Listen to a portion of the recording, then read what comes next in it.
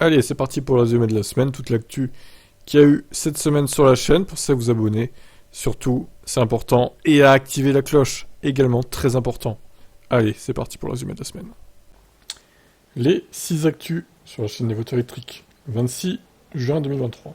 Alors, on commence avec Kia qui va sortir des modèles électriques bien plus petits et moins chers dans les années à venir. Eh bien oui, il est temps, parce qu'entre la Kia EV6, qui est quand même assez grosse, et le nouveau Kia EV9, qui est un énorme tank, qui va être hors de prix, il va être temps de sortir des modèles plus abordables. Un nouveau retard pour faire des futurs avec sa FF91, comme d'habitude. On n'est plus à ça près. Alors la mauvaise nouvelle, c'est le décès de ce youtubeur français. Bon, je ne connaissais pas, j'avoue. Il avait 60 000 abonnés quand même. Donc, une belle commu quand même.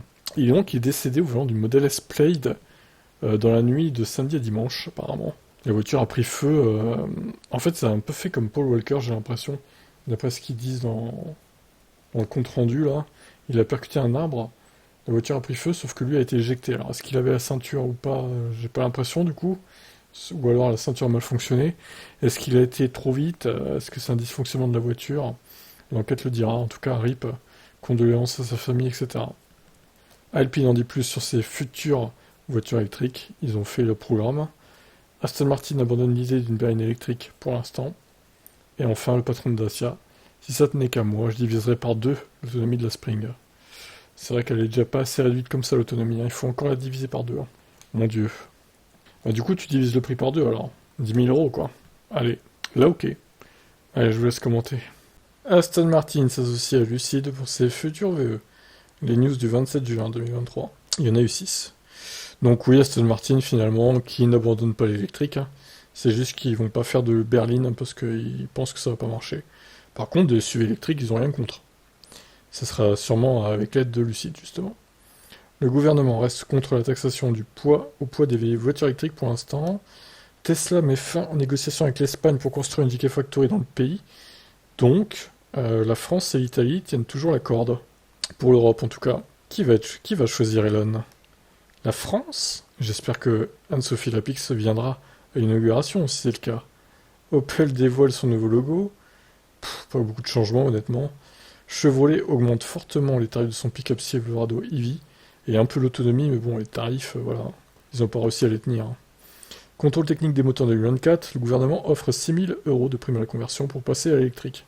Pas sûr que ça intéresse beaucoup de motards, mais bon, ils sont tellement chers les motos électriques. Et les motards sont tellement des puristes du thermique. Globalement, bon, ça va être dur. Je vous laisse commenter. Et les 6 actus voitures électriques du 28 juin 2023. Li-Auto vise les 1,6 million de ventes de voitures électriques en 2025. Bon, marque assez inconnue en Europe, pour le coup. Pas sûr qu'ils y arrivent quand même, là. Même si c'est dans le monde. Tesla brade ses modèles 3 long range en dessous de 40 000 € pour la fin du deuxième trimestre. Donc là, on part sur des prix défiant toute concurrence pour les prochains jours qui restent. Officiel, Volvo rejoint également l'alliance du NACS Tesla. Premier constructeur européen donc à franchir le pas. SAE International veut normaliser le connecteur NACS vers la fin du CCS Combo au moyen terme, voire à long terme du coup. Volkswagen se plaint que l'ID4 ne se vend pas. Du coup, ils vont réduire la production et surtout, ils accusent que le fait que les gens ne veulent pas des voitures électriques. Mais regardez les ventes de modèles Y. Voilà. Volkswagen, et après on en reparle. Solde Tesla, justement, un modèle 3 performance en stock est apparu sur le site à moins de 40 000 €. Bon, il n'est pas resté longtemps, c'était hier soir du coup. Forcément, elle s'est arrachée très vite. À surveiller, peut-être des bonnes affaires à faire encore concernant les performances. Allez, à demain. Les 6 actus VE du 29 juin 2023. Tesla met en place des mesures draconiennes pour interdire les survols de drones au-dessus de Giga Shanghai. Les tests concernant la nouvelle Model 3 se poursuivent visiblement.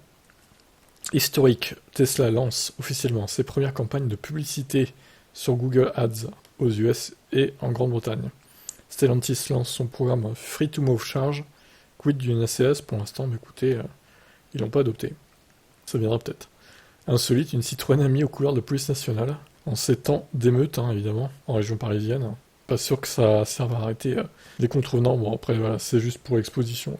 Ils vont pas rouler avec ça, ça serait débile. Le Tesla App Store pourra arriver très bientôt, donc des applis pour toutes les Tesla, peut-être, dans quelques mois.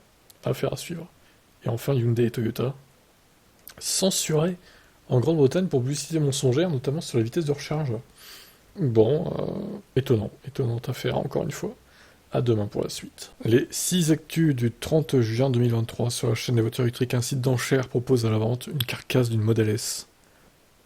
Ok. Qui ça intéresse, je sais pas. Zeekr X, les tarifs et spécifications dévoilés pour ce cousin des Volvo, notamment. Ionity va installer des bornes 400 kW en plus des 350 kW. Des nouvelles bornes donc. D'un autre constructeur, la Polestar 2 s'offre une belle augmentation d'autonomie et de vitesse de recharge, toujours aussi cher. Kia EV9, de nouveau de finition au programme pour la France, un prix salé.